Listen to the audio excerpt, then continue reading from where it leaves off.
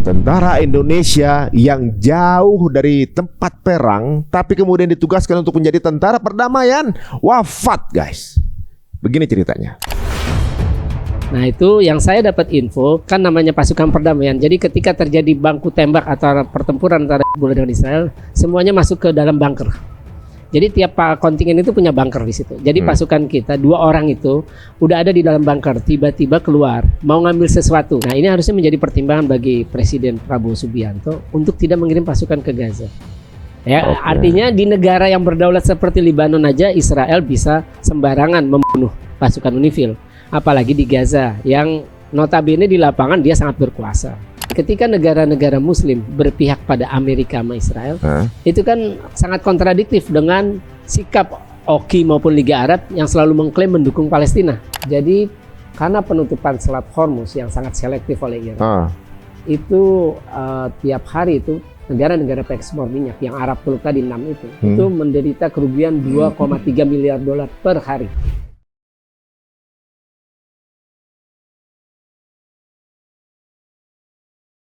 Assalamualaikum warahmatullahi wabarakatuh. Teman-teman semua, kembali Cerita Untung. Memang agak sedikit mengejutkan dan juga kabar duka ini ya. Ternyata serangan sporadis dari Israel dalam kemudian mau Lebanon menjadi salah satu target jajahannya juga gitu ya. Menyerang Lebanon, dan salah satu yang diserang adalah UNIFIL. UNIFIL merupakan pasukan perdamaian gitu ya, tempat pasukan perdamaian berada. Dan ternyata ketika diserang ada 2 yang kena, yang satu meninggal, yang satu dalam keadaan kritis, dan dua-duanya adalah anak Indonesia. Bersama kita sudah bersama Bang Faisal Assegaf yang akan membahas mengenai masalah ini dan juga berbagai update yang terjadi belakangan. Ini sesuatu yang saya bilang menyedihkan ya. Memang mereka bergerak tanpa peraturan. Apakah begitu? Silakan Bang Faisal. Assalamualaikum warahmatullahi wabarakatuh. Waalaikumsalam warahmatullahi wabarakatuh. Sehat Bang? Sehat alhamdulillah. Minal aidin wal faizin. Sama-sama. Mohon maaf lahir batin. Sama-sama Pak. Iya. Akhirnya setelah Ramadan kita ketemu lagi di sini dengan progres suasana dunia yang kayaknya masih belum menentu, tapi sejauh ini progresnya karena membaik atau enggak, Bang? Iya, ya makin buruk ya. Makin buruk. Kalau terkait yang tadi tentara Indonesia yang tewas, ini kan dimulai dari setelah agresi Amerika Serikat dan Israel ke Iran 28 Februari. Hizbullah kan salah satu milisi dukungan Iran. Itu menyatakan ikut berperang melawan Amerika maupun Israel. Makanya akhirnya perang antara Hizbullah dengan Israel kembali terjadi. Jadi Israel sekarang bukan hanya menghadapi Iran, tapi juga menghadapi Hizbullah, kemudian juga menghadapi koalisi milisi Syiah di Irak, namanya PMF, Pasukan Mobilisasi Rakyat, Popular Mobilization Forces. Kemudian 2 hari lalu atau 3 hari lalu Al-Husyun di Yaman ikut juga. Nah, bagaimana ceritanya ini? Jadi saya sudah dapat tadi pagi saya dapat informasinya.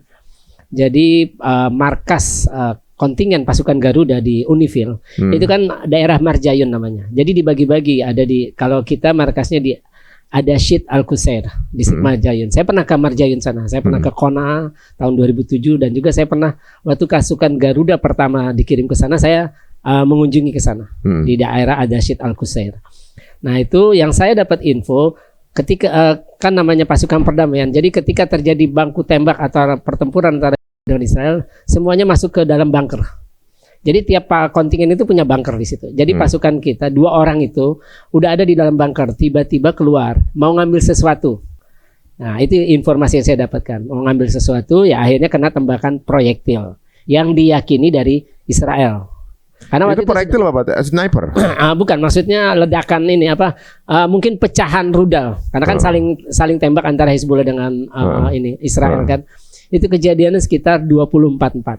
24-4, bedanya 4 jam, berarti itu semalam, Ahad malam waktu setempat. Itu hari ini jam sekitar 24-4, berarti jam 1.44.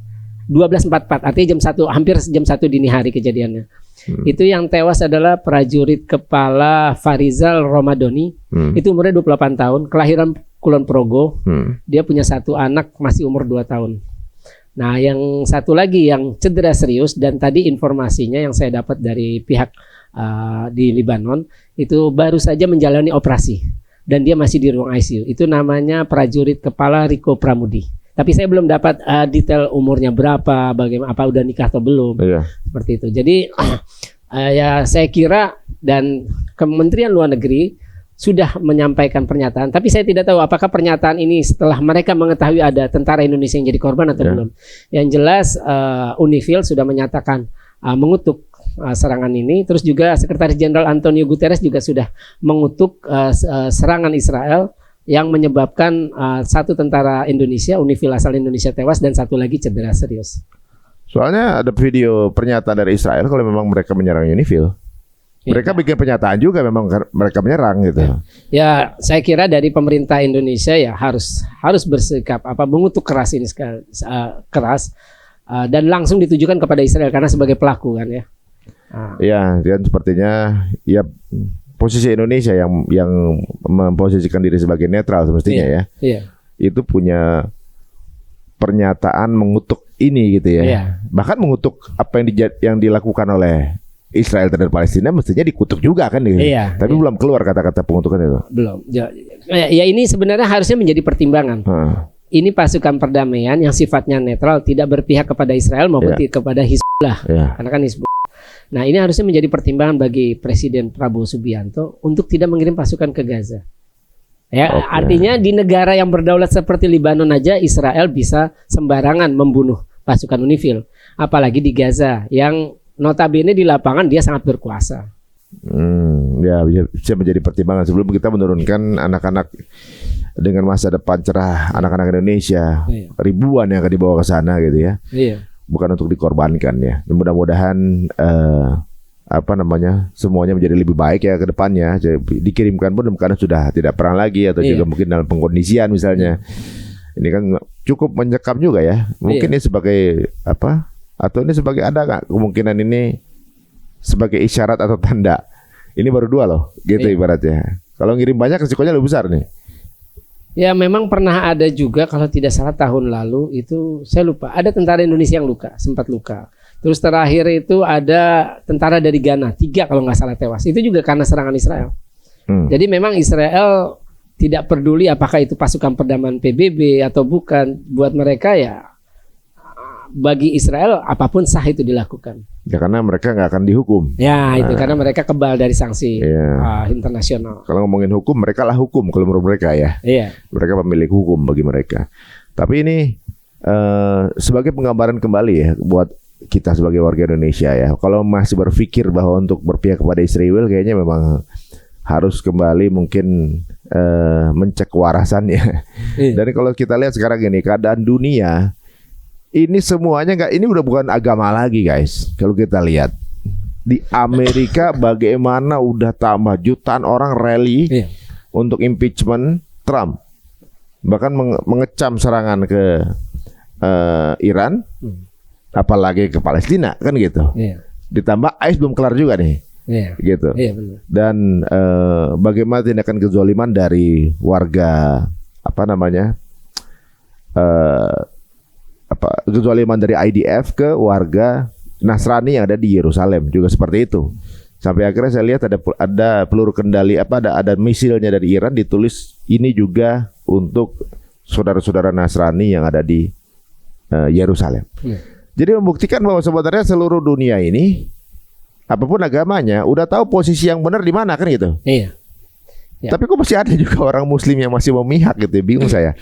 Dan bahkan juga kan kita pernah dengar beberapa minggu lalu bahwa ada satu orang Indonesia yang bergabung dengan IDF kan. Nah kemarin saya dapat kabar bahwa tentara kita, satu pemuda Indonesia ini masih muda, umurnya antara mungkin 23 sampai 25. Itu dia udah gabung 3 sampai 4 tahun lah sekitar itu. Itu dia sekarang ditugasin di Haifa, kalau nggak salah di divisi tank. Gitu. Jadi memang perang ini akhirnya sebenarnya ada 2 yang kita lihat. Makin membuka kedok bahwa ternyata posisi negara-negara Muslim tidak solid. Kita lihat negara-negara Arab Teluk. Mereka hanya mengecam serangan yang dilakukan Iran terhadap kepentingan Amerika yang ada di negara mereka, terutama pangkalan militer, terus juga kedutaan besar. Tapi mereka tidak pernah mengutuk agresi Amerika maupun Israel yang dilakukan terhadap Iran yang menjadi pemicu sekarang. Kan Iran tidak pernah mengancam akan menyerang pangkalan militer Amerika sebelum perang. Iran pun tidak pernah mengancam akan menyerang kedutaan Amerika ataupun kilang-kilang yang memasok minyak kepada Amerika maupun sekutunya ataupun untuk bahan bakar jet-jet tempur Amerika yang ada di pangkalan militer yang ada di wilayah mereka. Nah itu yang aneh. Jadi negara-negara Muslim saya lihat ya akhirnya terbelah. Cuma artinya aneh begini, ketika negara-negara Muslim berpihak pada Amerika sama Israel, itu kan sangat kontradiktif dengan sikap OKI maupun Liga Arab yang selalu mengklaim mendukung Palestina. Jadi mereka sekarang sedang mengecam negara yaitu Iran yang selama ini mendukung Hamas, mendukung jihad Islam dalam melawan penjajah Israel. Nah, jadi dan kita lihat ya negara-negara Muslim ini malah mendukung apa yang sedang dilakukan oleh dua negara yang selama ini sering melanggar hukum internasional. Bahkan Israel baru saja istilahnya Israel itu sudah ditetapkan Januari 2024 atau Maret itu oleh ICJ sebagai pelaku genosida. Perdana Menterinya Benjamin Netanyahu sebagai penjahat perang karena sudah keluar surat perintah penangkapan dari ICC November 2024. Ya, jadi memang ini yang sangat disayangkan. Ini akhirnya membuka ternyata negara Muslim itu ketika berhadapan ataupun ketika mereka menjadi korban karena serangan agresi Amerika maupun Israel, menjadi korban serangan Iran, ya mereka ternyata bukan berada di pihak yang sebenarnya Iran menjadi korban, malah mereka mendukung negara yang menjadi agresor. Iya kan semuanya terbuka ini kan awalnya kejadian ini gara-gara serangan Amerika juga kan sebenarnya. Mestinya kan yang dikutuk adalah serangan Amerikanya kan gitu. Jadi di sini ya kalau kita nggak pernah tahu ya bahwa setiap negara dengan pemimpinnya itu kadang-kadang beda pendapat. Dan kadang-kadang para pemimpinnya ini menjalankan negara itu seperti korporat gitu, sesuai dengan kepentingan pribadi dia aja gitu terhadap negaranya. Tapi suara rakyatnya nggak didengerin. Makanya kalau kita lihat ini masyarakat pasti masyarakat dunia negara-negara Islam pasti memang Palestina lah, mayoritas ya. Tapi pemimpinnya kenapa berada di posisi mereka ya? Makanya itu yang saya bingung. Nah ya ini Pak Ari, di kita pun juga sama. Mayoritas rakyat Indonesia mendukung Iran karena mereka mungkin tidak pernah membayangkan bahwa Iran kita sedang melihat pangkalan-pangkalan militer Amerika dibombardir oleh Iran. Kemudian kita juga tidak pernah membayangkan Israel juga dibombardir.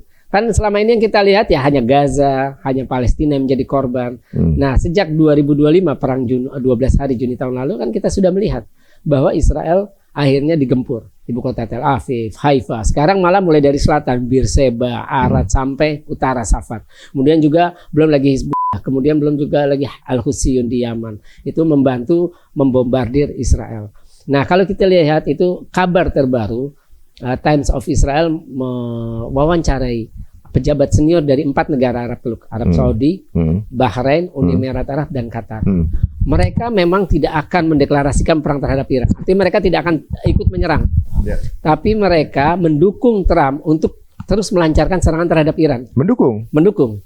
Nah, yang terbaru lagi New York Times merilis bahwa dalam percakapan telepon itu 2 minggu lalu putra mahkota sekaligus Perdana Menteri Arab Saudi Pangeran Muhammad bin Salman bilang ke Trump, lanjutkan serangan ke Iran karena kita bin Salman ingin ada Timur Tengah baru, Timur Tengah tanpa Iran.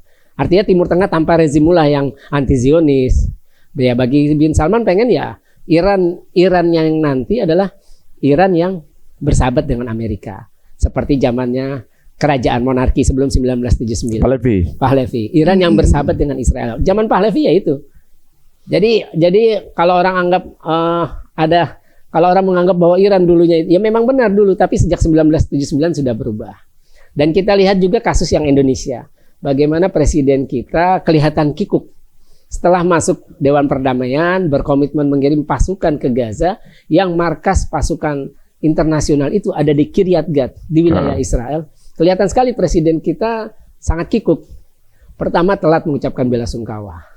Terus juga tidak mengutuk agresi Amerika maupun Israel ke Iran. Bahkan dalam percakapan telepon dengan Presiden Uni Emirat Arab Sheikh Mohammed bin Zayed Al Nahyan, Prabowo malah mengutuk apa yang dilakukan Iran terhadap negara-negara Arab Teluk. Padahal yang diserang itu kepentingan Amerika maupun Israel di sana. Terus juga kita sampai sekarang pemerintah belum setahu saya belum mengirim bantuan kemanusiaan ke sana. Terus juga tidak ada, padahal kita ini negara bersahabat karena ada kedutaan besar Iran di Jakarta. Kan kalau dalam level hubungan diplomatik, kedutaan besar itu adalah tingkatan tertinggi. Bagi negara yang membuka kedutaan besar di negara lain, itu menganggap negara lain itu adalah negara yang penting. Jadi levelnya itu memang tertinggi. Nah kita malah memperlakukan sahabat lama kita ya tidak sebagaimana mestinya. Padahal Israel nggak ada kedutaan di sini. Israel tidak ada kedutaan di sini, walaupun Amerika ada, tapi kita tahu kan Amerika di bawah Trump ini tukang bikin onar. Dan kemarin pernyataan yang cukup menghinakan pangeran menurut saya. Iya. Pernyataannya tuh ya nggak layak lah untuk seorang pemimpin negara gitu. Apalagi memperlakukan seolah-olah pangeran adalah di bawah ininya dia gitu. Iya. Apa kalimatnya kemarin deh? Ya cium pantat saya gitu, dibilang begitu ya. Iya. Gitu. Tapi bagaimana sikap pangeran? Ya sejauh ini belum ada respon statement dari Arab Saudi, tapi memang Trump ingin menggambarkan faktanya seperti itu. Kalau tidak ada pangkalan militer Amerika di 6 negara Arab Teluk, Arab Saudi, Uni Emirat Arab, Qatar, Bahrain, Kuwait dan Oman, kemungkinan negara kerajaan itu bisa ambruk. Ketika terjadi revolusi Arab 2000, mulai dari akhir 2010, itu kan menumbangkan Presiden Tunisia, Zainal Abidin bin Ali, dia kabur ke Riyadh. Kemudian juga Husni Mubarak, kemudian juga Muammar Gaddafi. Yang terakhir adalah Bashar al-Assad, yang bagian dari poros dari perlawanan Iran. Nah, yang terbaru adalah sekarang rakyat Bahrain yang mayoritas Syiah mulai melawan pemerintahnya. Ya karena Bahrain tiap hari pangkalan militer Amerika itu di Al-Isa, Syekh Isa di Bahrain itu dibombardir. Terus armada kelima, markas armada kelima angkatan lautnya Amerika juga dibombardir. Sedangkan di Bahrain ada aktivis yang menolak Amerika gitu ya. Kemudian diculik dan berapa hari kemudian ditemukan meninggal. Ya memang ada. Saya lupa namanya dan itu terjadi demo besar-besaran. Ya, yaitu orang Syiah karena Bahrain ini rajanya adalah Sunni. Tapi rakyatnya Syiah dan mereka ya pasti punya sentimen emosional yang positif dengan Iran, punya kedekatan emosional sebagai sama-sama Syiah.